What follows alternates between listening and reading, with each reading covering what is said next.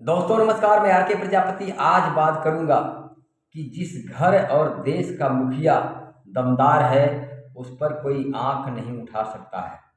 दोस्तों बात किया जाए लीडरशिप की तो हर घर के अंदर में एक लीडरशिप होती है जिसको बोला जाता है मुखिया, और एक देश का मुखिया होता है जिसको बोलते हैं प्रधानमंत्री, राष्ट्रपति, और एक समाज का मुखिया होता है जिसको बोलते हैं अध्यक्ष।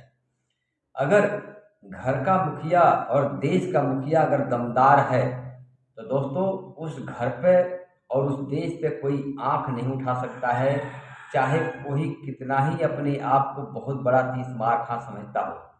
अगर घर का मुखिया दमदार है तो उसके पड़ोसी उस पर आंख नहीं उठा सकते हैं, और जिस घर का मुखिया दमदार है उसके परिवार का हर मेंबर आपस में एकजुट रहेगा, आपस में एक दूसरे से लगाव रखेगा, एक दूसरे का सम्मान करेगा, प्यार करेगा। और कहते हैं ना कि जब आपस में एकजुटता होती है तो बाहर का कोई भी आदमी उस पर हमला नहीं कर सकता है, उस पर आंख नहीं दिखा सकता है। और जहाँ एकजुटता होती है, जहाँ लीडरशिप होती है, जिस घर का मुखिया दमदार होता है वह हर घर के परिवार के बारे में सोचता है, और वह घर और परिवार हमेशा तरक्की करता रहता है, वो हमेशा आगे बढ़ता रहता है। क्योंकि कभी कभी परिवार के फायदे के लिए, परिवार की भलाई के लिए सख्त कानून, सख्त नियम और कड़े फैसले लेने पड़ते हैं, सबकी हितों का ध्यान रखना पड़ता है, तभी वह परिवार तरक्की करता है, तभी उस परिवार के सदस्य अच्छे होते हैं, संस्कारी होते हैं, और वही चल करके देश के लिए नाम कमाते हैं, और देश के लिए सम्मान का पात्र बनते हैं, और देश के लिए कुछ करते हैं। दोस्तों तो घर का, परिवार का मुखिया अगर दमदार है तो वह परिवार दिन गुना रात चौगुना तरक्की करता है, और उस परिवार के बच्चे संस्कारी होते हैं, सम्मान करने वाले होते हैं, उस परिवार की हमेशा हर जगह इज्जत होती है। और कहते हैं कि जिस परिवार का मुखिया का अपने घर में ही इज्जत नहीं है उसकी बाहर इज्जत नहीं होती है, उसको कोई सुनवाई नहीं होती है। क्योंकि जब घर के ही लोग उसकी बात नहीं सुनेंगे तो बाहर वाले उसकी बात कैसे सुनेंगे। इसीलिए कहते हैं कि घर के परिवार का जो मुखिया होता है उसका बहुत बड़ा रोल होता है परिवार के फायदे के लिए, परिवार की भलाई के लिए। उसी तरह दोस्तों देश का मुखिया, अगर देश का मुखिया कमजोर है तो देश कभी तरक्की नहीं कर सकता है, वह देश कभी खुशहाल नहीं हो सकता है, और उस देश का नाम कभी नहीं हो सकता है।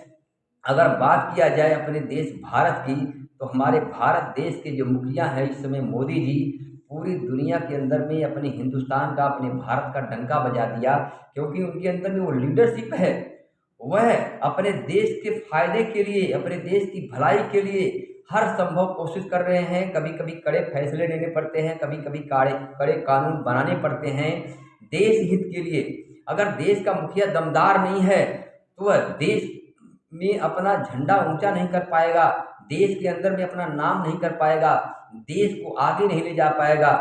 आज मोदी जी ने देश के लिए वह कर दिया जो अभी तक किसी ने नहीं कर पाया, क्योंकि मुखिया का दमदार होना बहुत जरूरी है।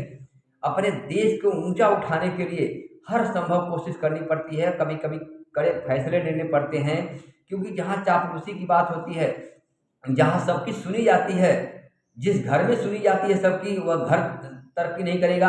और जिस देश के अंदर में मुखिया सबकी सुनता रहेगा वह देश भी तरक्की नहीं कर पाएगा। आज मोदी जी पूरी हिंदुस्तान को, पूरी दुनिया के अंदर में डंका बजा दिया है। आज बड़े बड़े देश के प्रधानमंत्री, राष्ट्रपति उनके पांव छू रहे हैं, उनके मुरीद हो चुके हैं, उनकी लीडरशिप से, उनकी मुखिया की क्वालिटी को देख करके। तो दोस्तों घर और देश को तरक्की करना है तो मुखिया को सख्त होना ही पड़ेगा, मुखिया का लीडरशिप का होना बहुत जरूरी है। नहीं तो वह घर तरक्की नहीं कर पाएगा, उसका कोई भी आंख उठा के चला जाएगा, और ना ही वह देश तरक्की कर पाएगा, वह नाम नहीं कमा पाएगा, अपने देश को आगे नहीं ले जा पाएगा, और भिखारी बन के रह जाएगा, और कोई भी देश उस पर कभी भी आक्रमण कर सकता है। इसीलिए कहते हैं ना कि जिस घर और देश का मुखिया सख्त है और लीडरशिप है, दमदार है, वह अपने घर पे आन नहीं आने देगा। और देश का मुखिया अगर दमदार है तो अपने देश पे आने नहीं देगा, चाहे उसके लिए कुछ भी करना पड़े दोस्तों। इसीलिए कहते हैं कि घर की आन न जाने पाए, देश की शान न जाने पाए, अपने कर्म पर चलता चल, अपने धर्म पर चलता चल, घर की आन न जाने पाए, देश की शान न जाने पाए। दोस्तों, इसीलिए घर का मुखिया का दमदार होना बहुत ज़रूरी है, क्योंकि घर की आन को बचाना है और देश की शान को बचाना है, तो मुखिया का दमदार होना बहुत ज़रूरी है। थैंक यू, धन्यवाद।